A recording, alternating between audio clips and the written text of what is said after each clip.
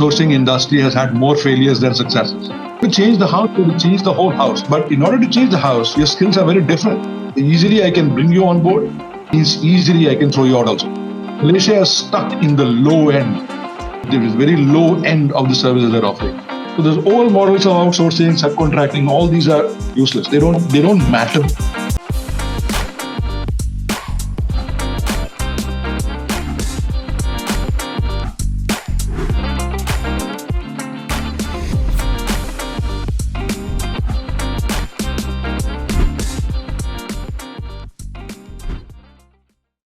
Good morning, ladies and gentlemen. Welcome to our session called SRG Insights, brought to you by SRG Resources. We are here today to get an overview on outsourcing. What is the deal with outsourcing and how can it benefit your organization? To give us answers to these questions, we are thrilled to have with us today Mr. Bobby Varanasi, founder and CEO of Matrizel Consulting. Matrizel is an independent business strategy and globalization advisory firm. Good morning, everyone. Good morning, Bobby. It's wonderful to have you on board. To start, perhaps you can share with us your initial journey and how did you come about forming this outsourcing advisory company? Okay. Well, my journey has been about 25 odd years now. I've been born and brought up in India, studied there. So before I started my career, and I've been involved right since 1990s in working, right? So I used to do a lot of part-time work at working outfits. And then slowly I moved into consulting. Why I did my master's. I did two masters basically, one in real estate physics and one in management and finance. Started my career with the largest registry firms then in Bobby Consultants, mostly to do with party administration of stocks, bonds, debentures. Been involved in the financial services for a long time. And then I moved into banking, so I was responsible for finance, high net worth customers. These back in the I moved into HSBC and I moved to the UK, part of a global planning team that was part of the group CEO's headquarters. That was responsible for setting up these service centers that you see around the world. That was the small office out of headquarters in London that actually created the concept of shared services for HSBC. About 9-10 people who involved in actually creating that model, starting with India, and then, of course, moving out to Malaysia, a few countries around the region, in the UK, in the US. So I did that for a few years, learned a lot, of course. Living in the West, always got me exposed to a different style of working, different components, different models. Got picked up by a small consulting firm out of the US. It used to be called Neo IT. Now it's called Neo Group. This consulting firm actually in the world was advising companies on how to outsource. So how do you go through the whole 9 yards of outsourcing, the structure, the disciplines? And it's a very comprehensive process. So I moved to the US and spent a few years advising some of the largest companies on the planet on their sourcing strategies, technology, BPO, name it, right? The whole 9 yards, all the way from strategy through to governance. And then I got involved with the International Association of Outsourcing Professionals, the whole body. I set up their first, which is called the Outsourcing Professional Standards. They are still in use today. Most of the companies around the world use OPS. One of the first COPs in the world as well. It got certified too. I spent a few years doing all of those things and then realized that this gap in the industry comes in the developing world. We're trying to create the outsourcing industry for themselves as well, because it's a good entry point to create jobs quickly, right? What you need is a bunch of computers and a bunch of skilled guys. You could set up an industry, like the manufacturing, where it takes you 5 to 7 years to build plant and machinery. Technology and the technology communications around the world allowed people to work anyway seamlessly across the planet. Thanks to the dot-com bubble and I think the global network model that came to play in 2000. I realized that governments were not knowing what to do. They were trying to sell themselves, but they did not know how to do the relations, how to interact customers, how to attract investors. It's a question like, why should I invest in Malaysia? Why should I not go to Philippines? Why should I not go to India? And so I realized that there is a gap there. So I decided that I want to do that particular piece of work. That's how my consulting firm came to be. And my first government customer essentially actually happens to be Malaysia. That's the reason why I'm in Malaysia. Incidentally, I did not come here on purpose, but my work brought me here. And I had come in for a year, but decided that it's a good place to stay. So I've been here for 16 years now. So that's a long story, but we've advised quite a few governments since then, from Jamaica, Jordan, Brazil, Colombia, Chile, South Africa, Nigeria, Kenya, Malaysia, of course, Australia. And we've been doing that for now the last 16 years. We've been involved in sourcing world, expanded our footprint practices-wise into, we do a lot of mergers and acquisitions. We do cross-border trade, do both organic and inorganic partnership models. That's essentially what we're doing, and now we've gotten more involved in the SG side of the world, carbon life cycle management. Yeah, that's the whole morphing of my journey so far. Wow, that's quite an achievement. Going around the globe and being part of businesses around. Wow, very impressive. And as a Malaysian, I'd like to say thank you for complimenting and wanting to continue being in this country. Pretty sure you enjoy the food here as well. Yes, of course. This is why it's a great place for food and a great place to live. So, and good connectivity, so you can travel and around the world. So it's a lovely place that I've been here a long time, so I don't see me leaving this place anytime soon. Okay. All right, that's good to hear. So, Bobby, since you already gave us an insight on your journey and all that, we would like to know the outsourcing landscape today has seen a significant upswing in recent years. Could you shed light on what you believe are the primary factors contributing to the growing appeal of outsourcing solutions? Outsourcing industry over a 35-year, I think it started way back in the late 80s. So it was a very different model then. It got accelerated thanks to the Y2K industry. That's where it actually came to play as a full model. It's always been linear for until about 2010. It has been clear about what it was promising to deliver and what it did not touch upon. What it promised to deliver was cheaper, faster services that were at the lowest end of the business spectrum, very discreet.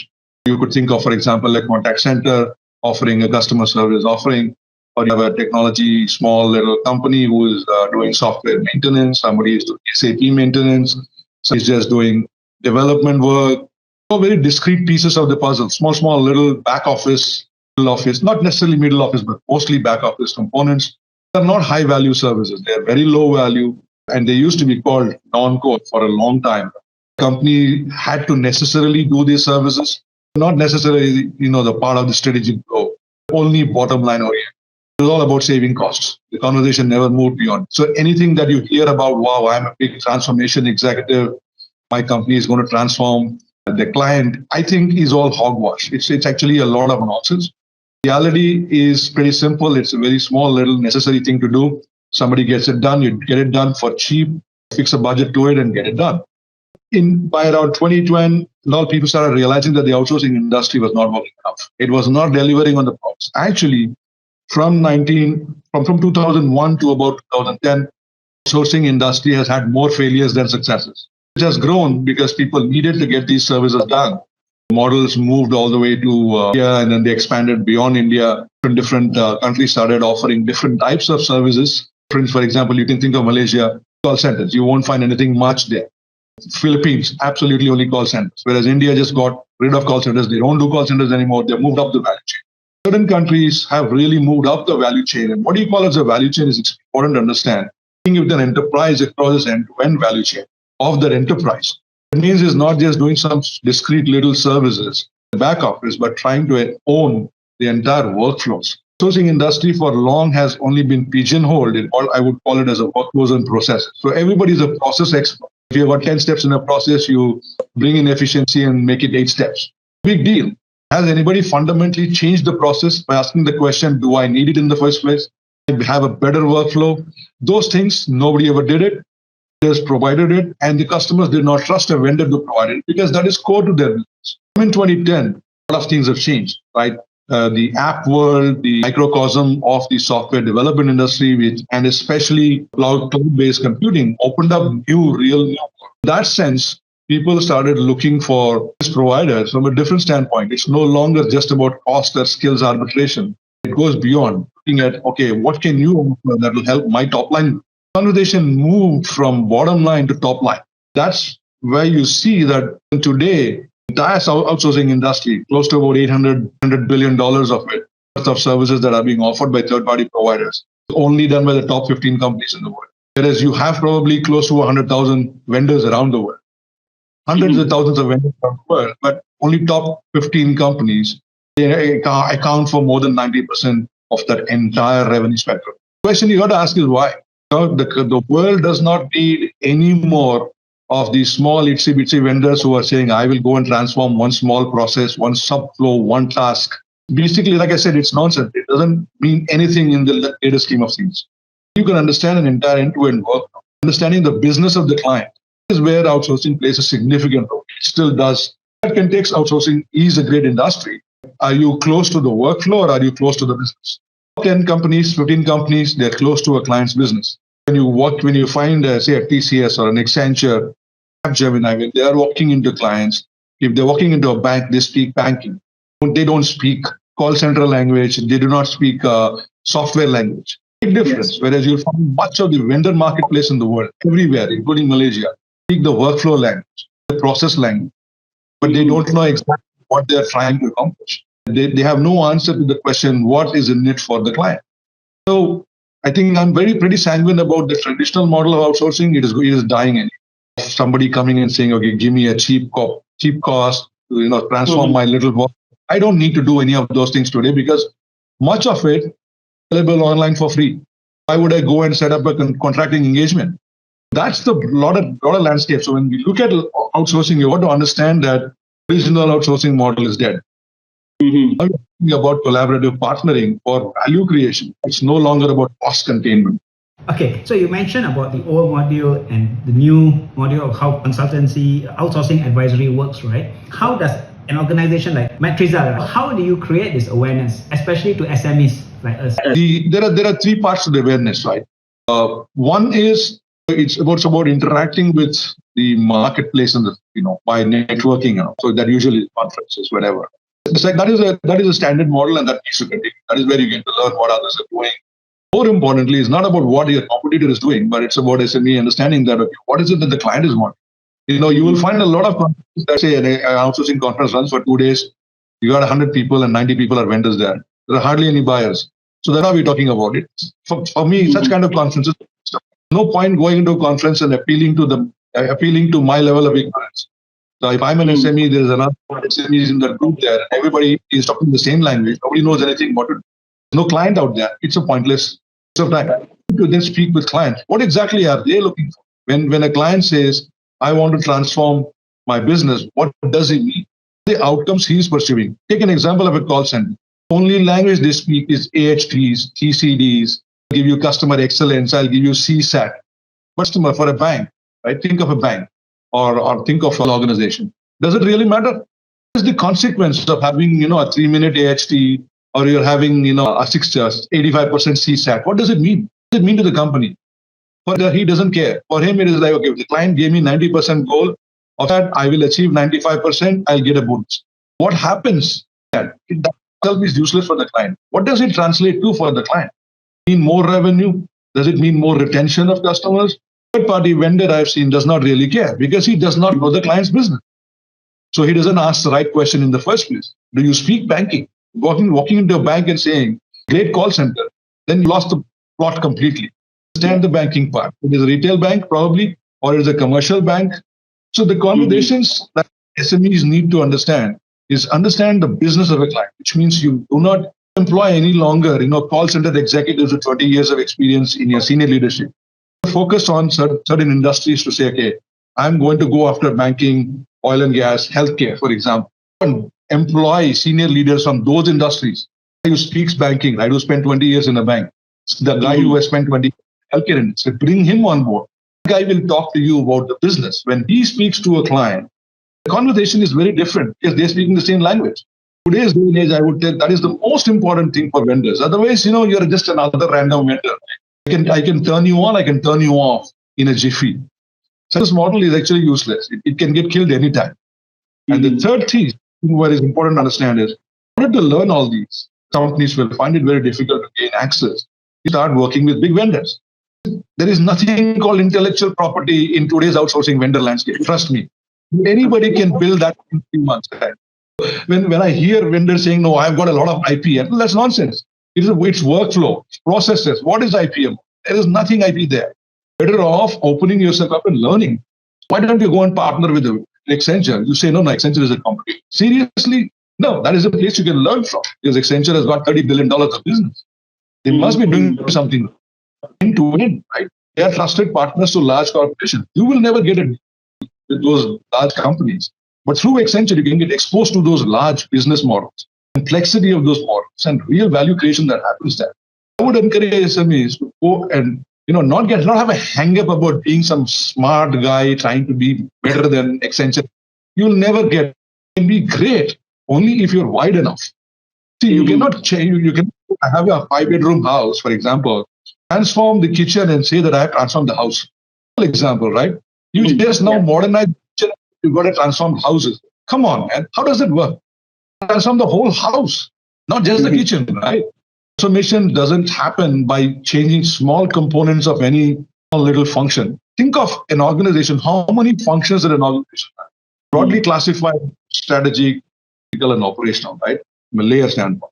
Risk management, you got finance services, HR, all the horizontals are there. Then you got products, you got suppliers. There's a whole massive ecosystem of an organization. So if you're going to go into one small little bit of the organization and one small flow in processing that little bit of it, not making any difference. For him, it's only a cost play. If you understand an entire workflow, is where you are able to now create value for the client, create some consequential outcomes that are directly proportional to the outcomes that the client is accomplishing, that are focusing on, and they are on top line. The analogy is you can transform your kitchen, right? You can go from having manual stuff to fancy one air fryer and one, mixer, a grinder, or you can buy all of them and say, my kitchen now is transformed. Your house is still languishing in the olden days. It's an old house. 5 bedrooms, you got a living room, you got 4 bathrooms. Not changing any of that. You're going and changing the kitchen and saying, my house is transformed. That kind of marketing that you see nowadays, I've been seeing it for 20 years. It pisses me off because that's all nonsense. Frankly, nonsense. You cannot change the house by just modulating one piece of the kitchen, right?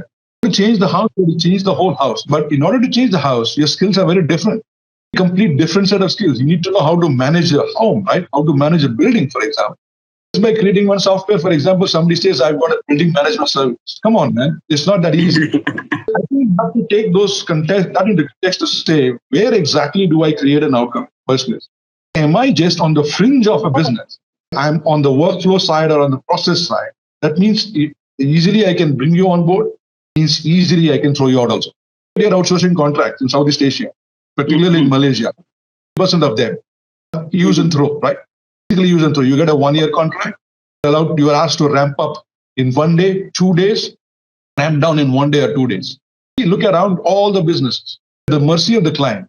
What is it that they're offering? So whatever you might go and say, I'll throw in a new software, I'll create a new app, I will put one digital marketing around it.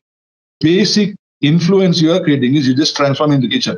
Don't call it, home transformation. It's basically marketing, BS, right? It's indeed an eye-opener for, maybe for me, perhaps, to look at it from your perspective and all that. Thanks for that interesting insight. And you mentioned about Malaysia. So my next question is, based on your observation, how has outsourcing impacted the Malaysian economy, or how can this practice contribute to our growth and development? Much is happening here. See, I'll be very sanguine about it, right? There's a whole lot of euphoria that, what's happening? What is happening? It's very low-end stuff. Low-end. Nobody is coming to Malaysia and saying, I'm coming here for design competencies. I'm coming here for business transformation. Nobody comes here. Around you. Look at all the offices in Cyberjaya. Look at around all the vendors that are registered in this country, right? They're somewhere in someone else's workflow in some small little discrete process. Big companies that are there, they're here, they're all running their own shared service centers. And those service centers, whether it's a DHL or an HSBC or a Shell, all of them, those are global footprints. And they are centralized. There's a hub and spoke models they use. There's a lot of serious work happening there. Real work, real value work happening in the mid offices, in the front office, in the back office. That entire value chain I was talking about. From operational through to strategy, they are the ones who understand they're part and parcel of that extended organization. But they're all sitting in shared service centers. There is no single third party here I've seen in Malaysia who came up and said that I'm actually transforming businesses. Nobody is doing it. Malaysia is stuck in the low end. There is very low end of the services they're offering. They are low end because they're very discreet. Again, I come back to a house analogy. There are two ways you can change your home. You can go and change your furniture yourself, right? And you're the owner of the house. Change your furniture. You can change, the way it looks and feels by coloring, painting, whatever. One way of doing it. The other way of doing it is you actually go to an interior designer. You talk to him. He will sit with you. An interior designer will spend 3-4 hours with you and your family.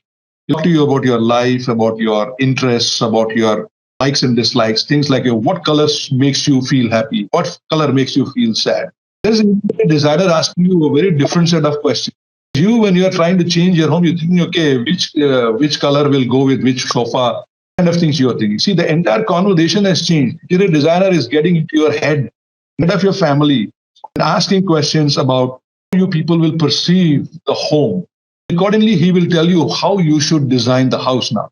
Break the wall, but within that, he might say, you don't, I think you're not have a leather sofa here. You should have it this way or that way. He will design it differently. Is real value. So when you see the new home by an interior designer, I think he feels that, oh my God, it's an extension of you and your family's personality. Because if you designed it yourself or you just went to some random guy and said, look, I want to buy a new sofa, I want to buy a new dining table, to get somebody selling you a product, not an experience. That is important to understand. Interior designer is an extension of your perception. He's not going to come cheap, right? He's going to cost you a lot of money. The value you get from that lasts for a long time. You go to one and furniture shop, you buy furniture. Next door, you go and buy lights and bolts. Piecing all it together, little piece. That guy is only selling a product. The most what conversation you have? Give me a discount, la, and you stop there. There is no value conversation. Only about price. Take this example. Think of outsourcing companies. Are the interior designers? There are only 10, 15 in the world. All these people, just basically, price play. Want to change businesses, whether it's Malaysia or anywhere else in the world, into the mind, customer, an extension of the customer. That interior designer gets into your family's minds and creates your home as an extension of you. Do you want to be that interior designer for a client, or do you want to be just that one furniture bot guy who's going to give you what? And you can throw new technologies. I'm going to use a bot, I'm going to use a software, an algorithm. It doesn't matter. In that context, it is far behind the value spectrum. A lot of noise, technology noise. We get lost in the crowd. But if you were to sit back and ask the questions around value, what value is a company creating? Outcomes are they creating? More important than saying how much of technology is being used. Is it the latest technology? Is it AR, VR? If you don't know me and you come and tell me that, okay, I'm going to transform your house, I'll give you an AR view, a VR view, 3D view, what I want. Because you're not asking me the questions. You're just telling me technology, not an experience. Buy, don't buy. Ask the question, okay, how much is it going to cost me that you have failed to sell to? You have experience to me. Of Malaysia's companies. As in Malaysia, South Africa, you find a lot of companies like this. They're in that bottom end of that value part. Easily reached. Should companies do? So battles wisely. I did, but means you have to really get the expertise right all the way through to the value chain. It has to be top line value first. So you see, interior designer example, because of all that conversations that they have with you and the way they will present to you, they deliver it for you, is that price is the last conversation you have. Having price is not the first conversation. The value is important. And I don't have a value. The only conversation I have is price. Conversation I can do. Okay, hey, the next door guy is offering this sofa at 10,000. You are saying, can you give me that? Guy next door will say, okay, fine, I'll give you 8,500. You go to buy sofa, you'll go to 3 different furniture shops right next to each other, right? Already doing window shopping. That means you're not going for price. You're not going for value. You're going for price. You're going to 3 different shops. I encourage any entrepreneur, a CEO to say, what are you trying to create? What is the goal you're trying to do? So get backwards to say, the inputs I need. People do I need? What skills do I need? Technologies do I need? Right? What do I need from outside? What things I have to build myself? All they're all things you will have to work on and building it together, bring them as inputs. This is a clear out. Foresight and the bigger picture plays a very big role here. Bobby, what are the kind of industries that you think are showing more inclination towards outsourcing? I mean, we need to look at some positives here, right? What I'm saying is also they're all positive. My problem is that great things I have told you about are happening.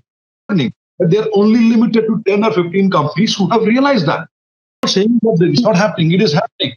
Yeah, but how do we, Right? which are the industries that are who are taking a more active approach to this? That Value being created is, do we need all these companies doing all these things, so much noise that's happening, so much marketing buzz, but losing of what really does the country need? Take example, Malaysia. One of the most fertile lands on the planet. Malaysia is not. 30% of the food is imported. A problem that is really waiting to be solved? Oh, hell yes, there is a lot of. There's definitely a problem that needs to be solved. Seen a small company focusing on it? Nobody. Care. They're all trying to import food. Why? You can't grow food, of course you can. But it now needs a complete different mindset. What is the outcome? Create self-sustenance, right? For example, security. It's called food security. Food security. What do? You have a lot of land. Okay. How do you maximize the utility value of the land? What are all the crop features? What is a yield per hectare? How do I enhance the yield, transform the yield? So now you see these questions. There are BPO companies, there are technology companies, there are solution companies, OT companies, there are, engineering companies that can come into play. Agri-tech people come. All of them come into play. Do they care about that issue of called food security? No. Instead, is everybody wants to create one more Google, one more TikTok, right? One more version of an Apple. What for? We are confusing the forest for the trees. The world today needs people who can create solutions. Just replicating something else and selling it cheaper. That time for we are wasting a lot of good money ideas. And a lot of people are responsible. They are responsible. They're adding to the noise. This is where my reluctance comes from when I say is value that is being created. The world is moving so fast because somebody is creating value. Do we have anybody in Malaysia doing that? Of your plantation and oil and gas sectors, there is a lot of value being created. Was excellent in those two areas. The thing that Malaysia is great at is in halal business, entire halal supply chain. Malaysia is really, really far ahead. We are just basically replicating, trying to be relevant. Why are you picking those back? Keep those back. So when you ask the question, what industries? See, your healthcare, you got a great healthcare system. There's still a lot more that can be done. Focus on that. Culture, again, food security. Import bill is so high. Why? That money that Malaysia is paying for imports can be utilized somewhere else. If you create companies that can solve these problems, only problems to be solved. It's funny when you keep on hearing B40, M40, T20. Right? Standard conversation. In today's day and age, with so much resources that Malaysia should have a B40 in the first place. You shouldn't have a B40. My point is, I'm very passionate about socio-economics. It's not just about making profits, man. I think the next best thing that's happened to humanity, and in 6 months' time, the business is gone. The world doesn't need any more of that. Replicas, B2s, one being slightly smarter than the other. It just doesn't make. There's no value to be created or sustained. So we talk about resilience. To build a decent model, valuable model in the first place, then you can talk about resilience. For pretending to be better than somebody, slightly better than somebody, is long over. Now what the world needs is entrepreneurs, companies to say, what am I solving? Real problems. I sustain that solution over a period of time. I have to now, in the last 30 years, 40 years of economic growth that's happened worldwide, there is obviously a cycle. Much better off. It was a lot better off after 1945, after the Second World War. And in the last years, we have amazingly increased the value of the world generally. Populations have grown up, value has grown up. Economics also, if you see today at $110 trillion of a global economy, in 1945, what was? It was probably about 2 or 3 trillion only, right? Phenomenal growth. So all this has happened, we're continuously focusing on creating new values. That will continue to grow. All that will continue to happen. The point is, are we going to be in that future? Are we going to be a relevant nation? Are we going to be a producer nation? Or are we going to be only a consumer nation? Important to establish. So even as entrepreneurs, are you promoting consumerism only, or are you also creating businesses that are about resilience, about both sustenance, relevance? And most of the conversations here, when it comes to economic growth numbers, you talked about outsourcing industry. It is not creating any value. There are other industries also, service industries, but where are solutions being created? Nothing is being created here. We are copying solutions from Europe or Australia, US, of Australia. Creating solutions and we're replicating them at a cheap entry points. Not necessarily net producers. And that is why there is this whole conversation happening, right? Why is Malaysia in a middle income trap? The answer, not owning value. You got to own value chain. You got to be good at something at least, right? You cannot be in someone else's. If you are in someone else's supply chains, you will never own the value. Create. So in order to own value, you have to create value. Which is you have to be a net producer, not a net consumer. A net producer, you can export more and import less. Consumer, you're exporting less and importing more. Population gets stuck in a trap. And the thing goes, it is not about the entrepreneurs alone. Even coming out of colleges and universities, everything has to change. And I can really see that you're very passionate about what's happening around and all that. I think you have give us a very clear picture. We have gone in depth into the outsourcing industry itself. Just a little bit on the outsourcing advisory consultants and business modules itself. How has, because you mentioned earlier, about how the world is moving very rapidly and all that, and now with the involvement or the development of AI technology, etc., how has it helped in shaping the outsourcing landscape? Think of an organization as a pyramid. It's a pyramid. Service provider. I'm talking about the provisioning model side of the model. Buyers, right? Okay. Bottom of the pile. Right at the bottom of the pile. It's an offer. Millions of companies, hundreds of thousands of companies. Now everybody's, like I said, we talk a lot about it. Everybody's fighting for a little piece of the pay, saying my t-shirt is better, your t-shirt is better. It's basically all about t-shirts, right? We're talking about mall. So the mall, and somebody's talking about selling a t-shirt, right? So we are all here. That is the outsourcing model. Today, I can now print. For example, I can print a t-shirt and write at home with the 3D printer. So now that means I don't need any of the shops anymore. I don't need them. Yeah. I can create my own. What I have to do is go and buy a 3D printer. Now, I'm not going shopping for t-shirts. I am now shopping for something else. I go and build my own t-shirts. Just as an example, the things that have been happening in the outsourcing industry at the bottom end are being eliminated, not being replaced, eliminated. So this particular triangle, think of it as a triangle, now it is becoming a diamond. Diamond is bottoming out. And that we are bottoming out. So basically a diamond. Think of a diamond now. Yeah. Bottom, it's all technology.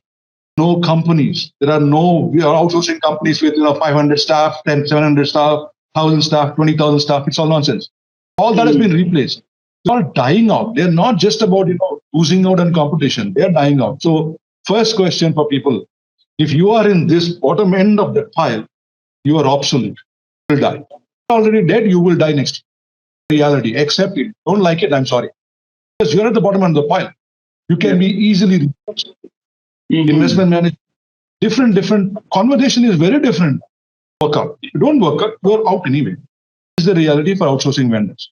From the buyer standpoint, diamond only working with the people right at the top.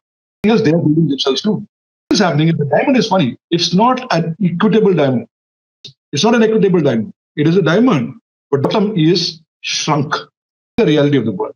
So the world of outsourcing, as traditionally known it, doesn't exist. Sourcing from outside my organization a bunch of competencies. No.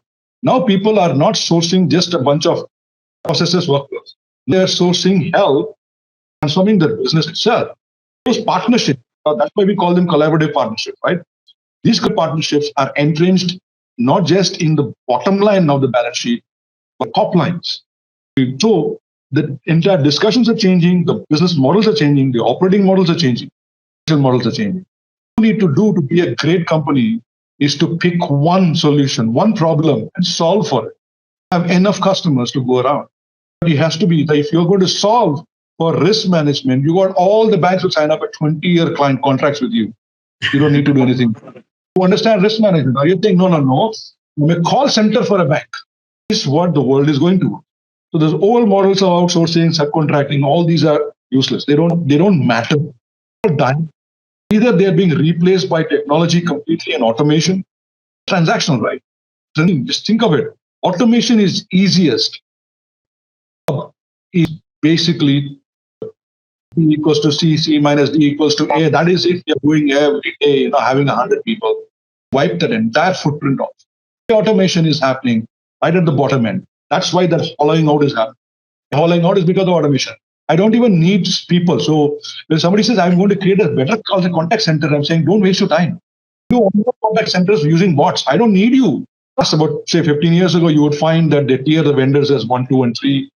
You'll have about 500 vendors, in the middle 200 vendors, in the top about 300 vendors. I had about 1,000 vendors, right? So massive, it's a procurement headache, it's a vendor management headache, they have a big function, supply. It's a lot of nightmare with a lot of costs being invested, right? But not value is not being created because now you have to manage 500 people. Come out of the same room, it's not going to be that easy. So they don't care about your business, they only care about their little nuts and bolts, right? One nut here, one bolt supplier, one carpet supplier, one sofa supplier, everybody there. They don't talk to one another, but you are looking at building a home. Conversation is completely different. So what people have been doing is shrinking the supplier base and only focusing on the ones at the top. Finding in today's world, the supply base is shrinking, but the size per supplier, the deal size per supplier is substantial. Spend is still there. My spend is there.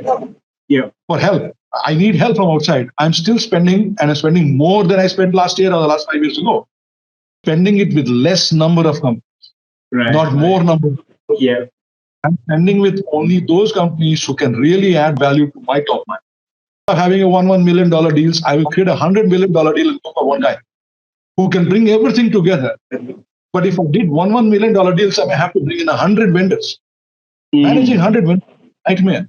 And I won't get value because I have to bring the value to it. I go to one vendor, he understands the value being created. He can therefore take on more risk. You also have to understand in today's world of complexity, risk management is a huge of any organization, any board. Large vendors are willing to take the risk of outcomes. Vendors, somebody who's doing a $1 million deal, ever seen small and SMEs in Malaysia or anywhere in this part of the world ever sign up to a contract where there's a risk of losing money? They have fixed fee, right? You want a fixed fee, or you'll say T&M and time and material pricing. Have you ever done a risk fee? Honestly, I'll ask you, have you ever done a risk fee? To put 30% of your entire effort for the next 5 years at risk? No. Not sure about the value you're creating in the first place. That's why you're not taking on the risk. But you think of the larger vendor who is take on the risk, but he also business. That is what is happening in the world. It comes back to my conversation. Very consistent is that you're either creating value or you are irrelevant and obsolete. You're dead. You have to put them a fence and say, I'm from Malaysia, I'm okay, I'll get one deal here. Malaysian companies are not even. The Maybanks and Sam, they are all going after that value as well. Larger commitments, they have got national commitments. I hear that a lot of companies saying, in Malaysia it will work. No, it doesn't work. Companies also need that same value as a JP Morgan or an HSBC needs. And they're getting. And is a Malaysian company giving it, or is an Accenture giving? So Maybank, value first, data next, right? That will come. Why should we shortchange the bank giving a deal to, let us say, Bobby and Company, when there is a better company out there and Bobby and Company is not giving any value? Just because I'm Malaysian, you should give it to me. That kind of, it's great conversation to have in a pub. A lot of patriotism and nationalism, but in reality, it doesn't work. I have a shareholder responsibility to the government. They have to do the right things. All right. Thanks, Bobby. We are down to our last question. So before we conclude, what advice would you give to businesses considering outsourcing for the first time? First and foremost, get some help. You're doing it for the first time. Yes, definitely. You must have spoken with a lot of your peers, right? People generally tend to speak to their peers. Do all of that, definitely. But don't rush into it. Some help, talk to an advisor. Very important to talk to an advisor, because an advisor, before you talk to vendors, talk to advisors. Very important. Vendors can confuse you because everybody is offering some small little bits and pieces of, options. You might think that this is the most important one, this is the most important. You can get lost in that conversation again. There's a lot of noise. Right. Any company who's outsourcing for the first time, somebody who is neutral. And first of all, let them help you get a clarity yourself. What exactly are you trying to accomplish? Why are you trying to outsource? It is not what you're trying to outsource. Why are you outsourcing? There are certain reasons you will have. Are they the right reasons? People will say, I'm outsourcing because I think everybody's doing it. Let me do it. I can get some cost saving. Wrong goal. Absolutely wrong way to go about it. Right? I wanted to, get a new footprint. What footprint? Right? Is it a sales footprint? Is it a product footprint? Is it a engineering footprint? So these kind of detailed conversations is good to have the conversation with an advisor. Question to the outsourcing decision is basically putting the cart before the horse. It might actually end up that with that conversation you're having with the advisor, outsourcing might actually be the wrong model. That's important. Therefore, you put the model first. Yes. And again, I come back to testing. The whole conversation is about what are you trying to accomplish as an organization. Then on, the steps are basically tactical. Okay, if you've decided, all right, I think we will now outsource these things. You've got a clear value proposition. From then on, to do it yourself, do it. If you don't want, you use somebody's help, especially an advisor's help. Third-party advisors are very good at putting that structure together. It's easy. You can do it. I can do it in my sleep. But that is steps of how to. The whole question is what to. Decide on what to do, not what to outsource. Now, what to do. Starting point is what to seek help. Assume by looking at the marketplace, let's go and do. Outsourcing, like I said, it might end up being the wrong model for you. Put that strategy in place. These are the steps, bunch of things to do. Very painful, they can be time consuming, they are not impossible. They'll all be the right things to do. But the whole point is what to do, right? At the top. That's what I would advise. Okay. All right. Thank you so much for your time, Bobby. This is indeed an insightful session, and I personally have a bit more better awareness now in the whole industry.